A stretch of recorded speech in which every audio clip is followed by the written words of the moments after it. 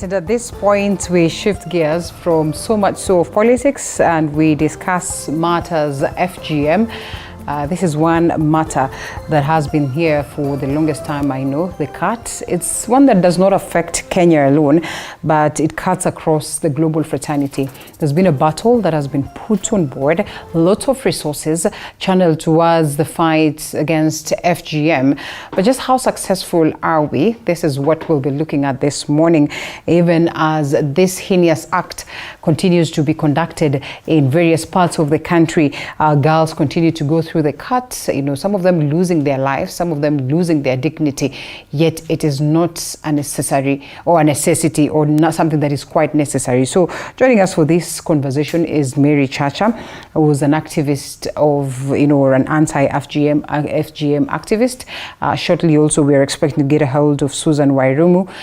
We'll be introducing her shortly once she gets here for this very noble conversation.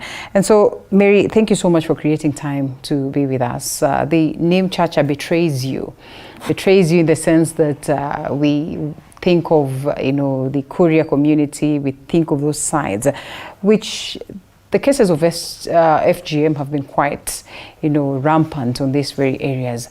What would you say is the progress in the fight against FGM today? Okay, first let me introduce myself. I'm Mary Chacha, the last born in my family. And I come from that community that practice this cut that has made so many girls not progress, not proceed, not fulfill their dreams. I myself is a victim of FGM, and it was done in 1996, if I remember. I was very young. I was very young. I didn't know what happened by then, but at this point, at this moment as we sit here, it is still, I can still feel it. So with that, it has enabled me to think, to speak for those girls in my community. So at this moment, I can say we are in that track that we want to make change. We want to change that narrative of FGM in my community, even though it's not something easy.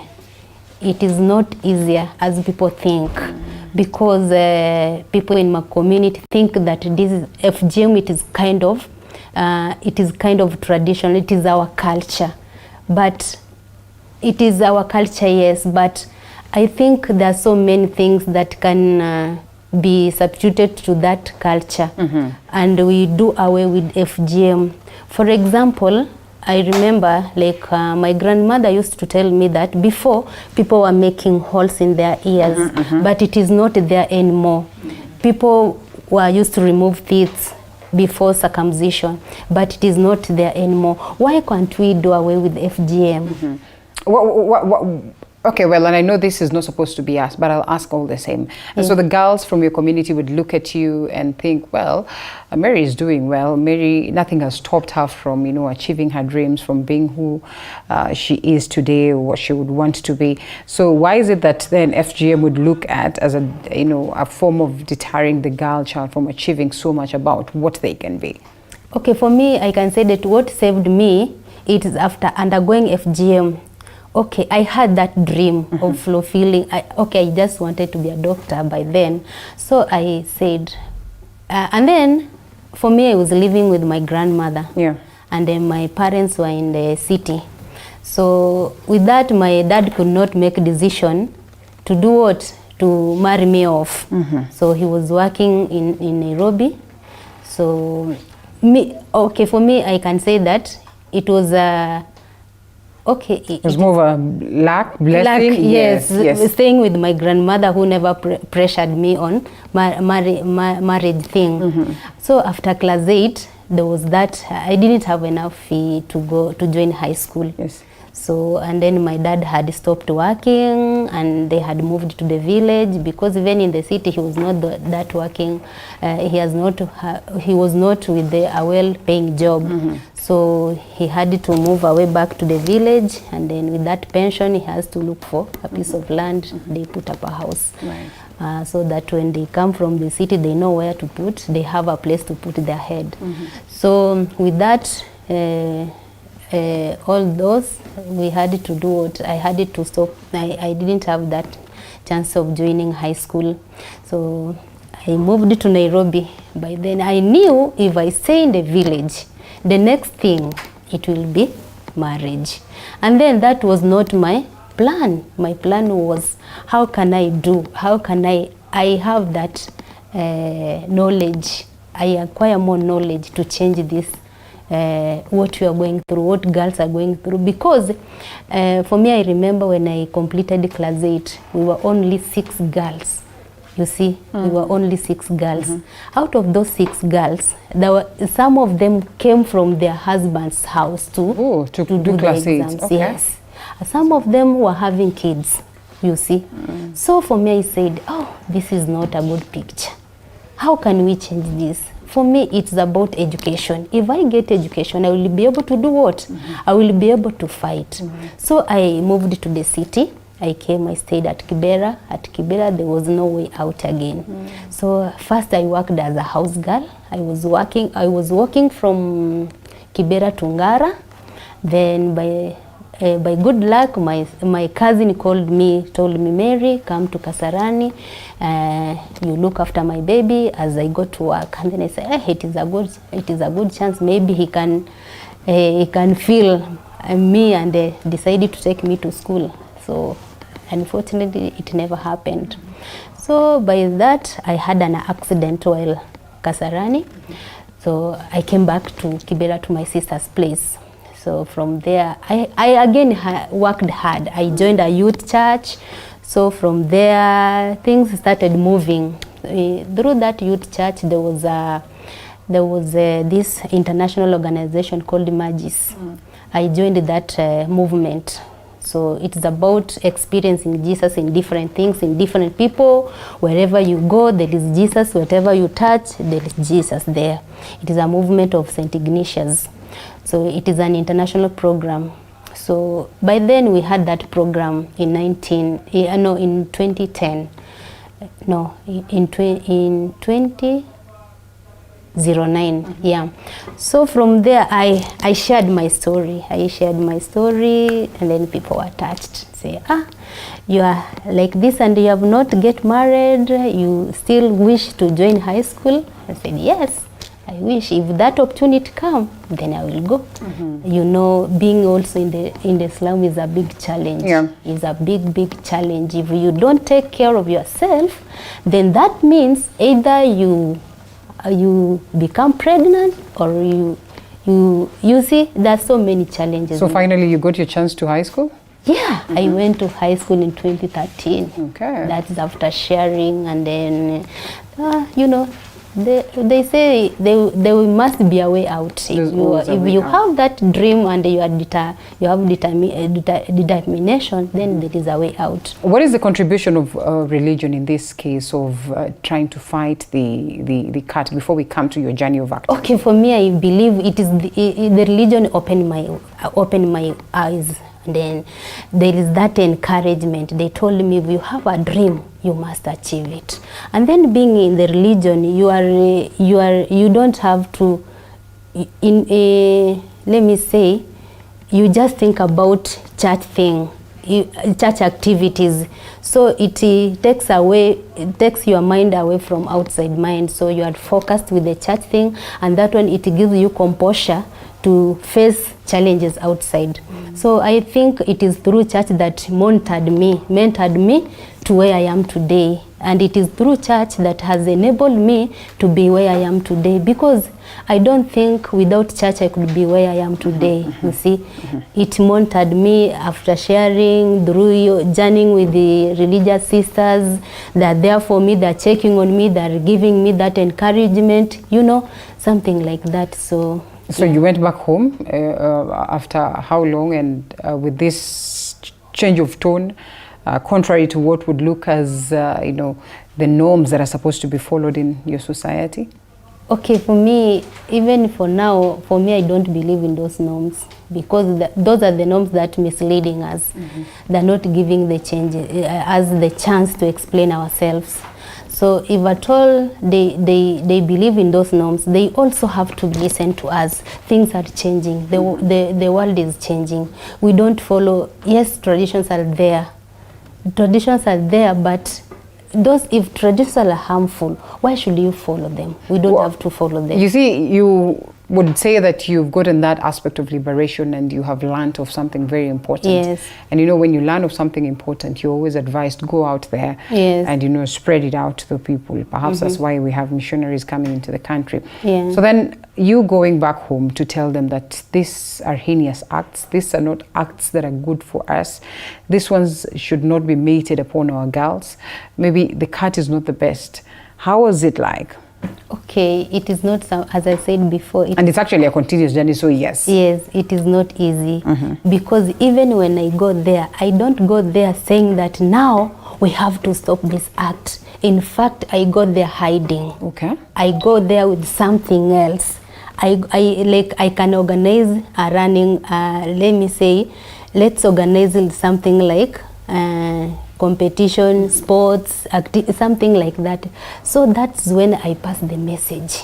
I say, you know, when we do this, we can achieve this. When we stop this, we can achieve this. So those get the message, they take it seriously. But those, you know, again, I come from a community that literacy is high. Literacy is high, so it takes time for one. Literacy or illiteracy? Illiteracy. Illiteracy, okay. Yes. So it takes time for one to understand. And I believe with the empowerment in my community, maybe things can change. But as we speak, my community needs help, needs support. So this is Kuria Kenyan side or Yes, the Korean Tanzanian side? No, Oh, Kenyan side. I come from Kenyan side. Okay. Yes. Yeah. So for me, I believe with the empowering people in the community, maybe we can move on the right track. We can have the same voice. But at the moment, Linda, as I speak, it is very, very difficult to go and convince someone who knows that hii ni kitu yangu, hii ni msichana yangu, hii ni ng'ombe yangu. Unaona, we are viewed as mali. Yes. You see. So if you go to convince that person and they believe once you undergone that cut, you are ready for marriage, you see. So if you go to tell that person, it is like you are winning a jackpot and then you come and grab it. Away from them. Yes. So the men are the most difficult ones to convince? Yes. And for us, we go by our dads. Whichever word they speak, we just follow. Okay. It is final, and there is no convincing or take it back. It is just final. So that's how it happens. How is the government coming in to assist and maybe the missionaries that you speak of in this tight journey, as you would call it? Okay, the government is trying. The government is trying, but it is not enough. The government is trying, but it is not enough because, like now, like last year, it was happening. It was happening. The government was there fighting, and then even if they fight, so they fight by maybe arresting whoever is doing that activity, or whichever family has been found with that victim, so they are being arrested. So when they are taken to cell, you see the same people, they go to plead, sasa mumepeleka wazazi wetu jela, tutaishi aje? So you see again inarudi na inafifia hivyo. So for me, I think maybe through partnering with government, we give the society first empowerment. We empower them through the government facilities and different partnership.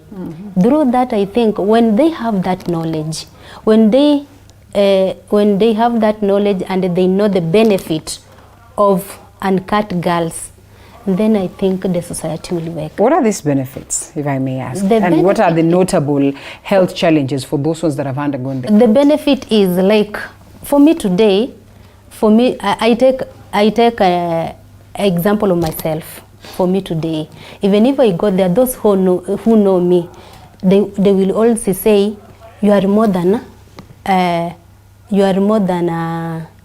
I mean, you are a conqueror. Okay. And we would wish our daughter, our children to follow your footsteps. You see, now I'm viewed as an example to the society where I come from. And you see, those who knows my parents, they will go and say and talk to my parents. Wanamwambiwa ulizaa mtoto. Kwa sababu you've undergone the cut, but you're still doing something for yourself. Yes, and my society, you see. So it is like you see, like in my community, watoto wavulana wanakuanga juu kushinda wasichana. So they believe in boy child than girl child. You see. And then when the girl child does something extraordinary than the boy child. So you see, you earn that points. Like me now. You see, setting up a house for your parents, something that your brother has not done. So you see, that one is a benefit. Yes. It gives me points than my brothers. But you still underwent the cut. That's the point. Yes, I still underwent. But you were able to overcome that aspect of chances of you being married. Yes. At an early age, okay? Yes, yes. And if I had knew, I don't know if I could have gone through this. Yeah. Okay. What is this that you did not know? Okay, you know. The health danger. Did you experience any health, difficulties? Okay, for me, it was a smooth ride. Yeah, because I was young. Yeah, because I was very little. Yeah. So for me, it was just something smooth. So normally it's done for girls when they're extremely young? Yes. Like for now, like the case I received, it was 9 years girl. Okay. Yes. No, the problem is once you undergone it, the next thing is you are married off. Yeah. Are you married today? Yeah. No, I'm not yet married. Are you scared of it? Yeah. Why are you? Okay. I don't know, but going to explain this to what? Your partner or what? No, not my partner knows. In fact, I'm a mother. I have one child. Ah, nice. Nimekuja na yako huko chini. Oh, that's nice. Yeah, so it is not like, but ni venye inakurudisha nyuma. Okay. Inakurudisha nyuma because sometimes you feel, okay, there is that you feel that you want to be alone for a long time, or you just see there is no point of getting married or something like that. So for me, I think it could have contributed to that I'm going through. Yeah. You see, kuna wakati I just feel I don't want to be with a man, something like that. Yeah. Okay, well, interesting. And Mary Chacha here sharing her experience, but above everything, speaking about why we are in that space in the world that we say no to FGM, and to imagine that years down, after this important talk, we still are having girls, being married off at a very tender age.